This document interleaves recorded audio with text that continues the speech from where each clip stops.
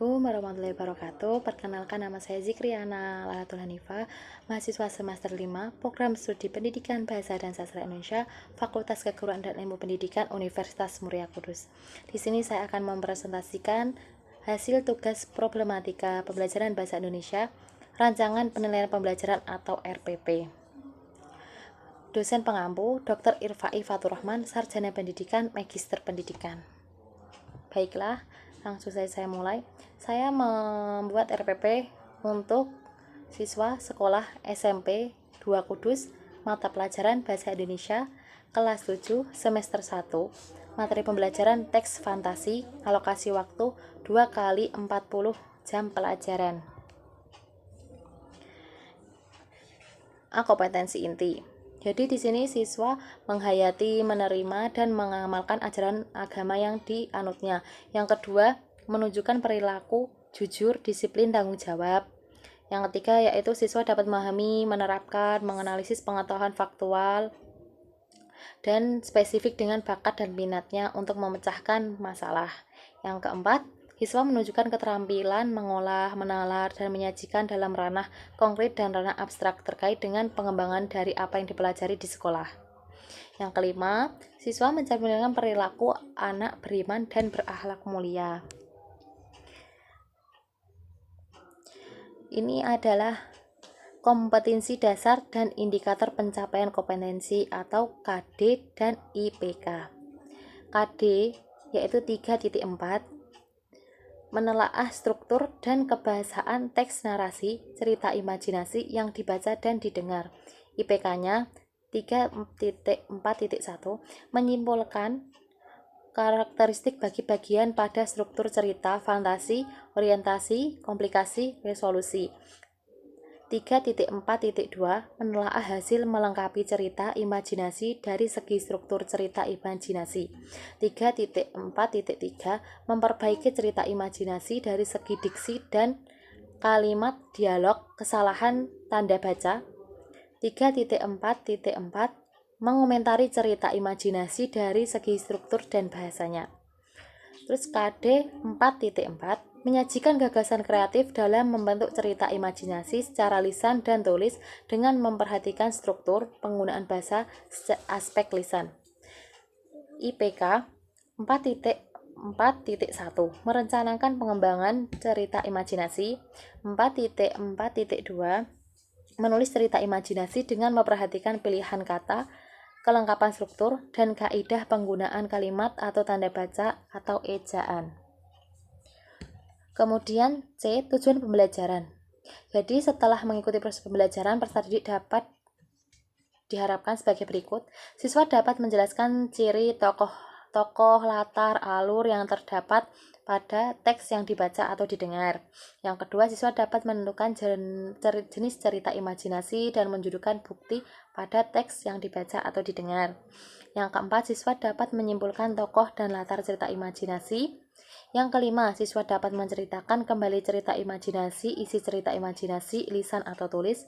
Yang keenam, siswa dapat merinci struktur imajinasi. Yang ketujuh, siswa dapat menyimpulkan karakteristik bagi bagian pada struktur imajinasi, yaitu orientasi, komplikasi, resolusi, dan seterusnya. Di sini yang menyangkut tujuan pembelajaran tersebut. Yang D, materi pembelajaran. Yang pertama ada materi pengertian dan contoh-contoh teks narasi, cerita imajinasi, unsur-unsur teks cerita narasi, struktur teks narasi, kaidah kebahasaan teks narasi, kalimat langsung dan kalimat tidak langsung, penceritaan kembali isi teks narasi, struktur teks cerita imajinasi yaitu orientasi, komplikasi, resolusi, kebahasaan teks cerita imajinasi, prinsip memvariasikan teks cerita imajinasi, ejaan dan tanda baca, langkah-langkah menulis cerita imajinasi. Itu adalah termasuk dari materi pembelajaran yang ada dalam RPP ini. Kemudian E, metode pembelajaran. Jadi sini metode pembelajarannya sebagai berikut. Model pembelajaran nanti yang dilakukan adalah discovery learning atau pembelajaran penemuan. Metodenya yaitu nanti tanya jawab antar siswa, wawancara, diskusi antar siswa, dan bermain peran. Di sini nanti jadi ada siswa yang bermain peran. Terus kemudian ada model. kita menggunakan 5M, yaitu mengamati, menanya, mengeksplorasikan, mengasosiasikan, dan mengkomunikasikan. Kemudian F, media pembelajaran. Jadi media yang digunakan yaitu berupa worksheet atau lembar kerja siswa. Yang kedua ada lembar penilaian, yang ketiga ada gambar. Kemudian alat dan bahan yang digunakan, yang pertama ada penggaris, spidol, papan tulis, terus ada gunting, kertas, lem, dan alat dan bahan yang lainnya yang sekiranya digunakan untuk siswa. Ini adalah tahap-tahap di mana guru melakukan pendahuluan, yaitu guru memberikan salam dan mengajak siswa berdoa sesuai keyakinan masing-masing. 2. Guru menanyakan peserta didik yang tidak hadir. Ini seterusnya yang merupakan pendahuluan ketika guru masuk di ruangan. Ini alokasi waktunya sekitar 10 menit. Kemudian ada isi. Jadi isinya atau inti. Di sini tuh inti dari pembelajaran itu dilakukan. Di sini diberikan alokasi waktu 60 menit. Di dalam isi dalam pembelajaran ini yaitu ada mengamati, menanya, mengeksplorasikan, mengasosiasikan, dan mengkomunikasikan pembelajaran yang ada di dalam kelas tersebut sesuai dengan rancangan RPP. Kemudian ada tahapan penutup atau tahap 6, evaluasi. Di sini itu guru melakukan refleksi terhadap pembelajaran, guru melaksanakan penelitian, guru memberikan motivasi penutup untuk siswa sebelum pulang. Jadi sini guru itu memberikan atau mengulang kembali materi yang telah dipelajari tadi supaya siswa mudah mengingat dan mudah untuk mempraktikannya nanti di kehidupan sehari-hari. Terus siswa dan guru berdoa sebelum pulang. Di sini alokasi waktu sekitar 10 menit.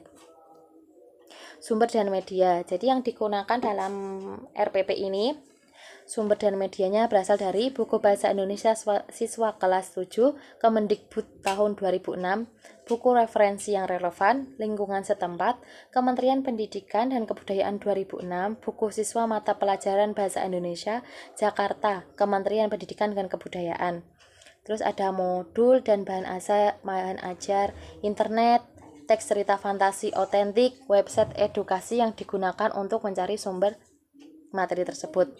Yang H ada penilaian. Penilaian terhadap proses dan hasil pembelajaran dilakukan oleh guru untuk mengukur tingkat pencapaian kompetensi peserta didik. Jadi, mengapa ada penilaian? Karena supaya guru dapat mengukur tingkat pencapaian kompetensi peserta didik. Jadi, bisa mengetahui sampai mana tingkat kompetensi peserta didik tersebut dalam materi yang diberikan oleh guru. Kemudian hasil penelitian digunakan untuk menyusun laporan kemajuan hasil belajar dan memperbaiki proses pembelajaran.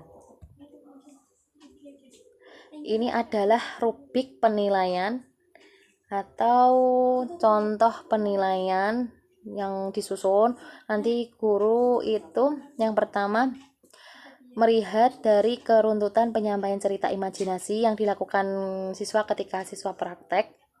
Yang kedua ada ketepatan dalam mengucapkan kalimat, ide yang disampaikan dalam cerita imajinasi sangat menarik, gestur yang ditampilkan ketika menceritakan kembali cerita imajinasi. Di sini ada nilai tingkat capaian kinerja. Yang pertama ada 1 kurang bimbingan, yang kedua ada cukup, yang ketiga ada baik, yang keempat ada baik sekali. Kemudian selanjutnya ada penilaian yang berupa mimik wajah ketika membaca cerita imajinasi dengan tepat, kelancaran dalam membaca cerita imajinasi, pemahaman materi tentang teks cerita imajinasi, ketepatan kata yang diucapkan ketika membacakan cerita imajinasi. Nanti setelah semuanya telah dinilai, nanti ada skor maksimalnya berapa. Kemudian catatan, centang pada bagian yang memenuhi kriteria penilaian sama dengan total nilai siswa dibagi total nilai maksimal, yaitu total dari keseluruhan itu berapa. Seperti ada yang contoh dalam ini seperti itu. Baiklah, semoga apa yang dapat saya sampaikan bermanfaat untuk kalian. Jika ada salah kata, saya mohon maaf. Terima kasih. Wassalamualaikum warahmatullahi wabarakatuh.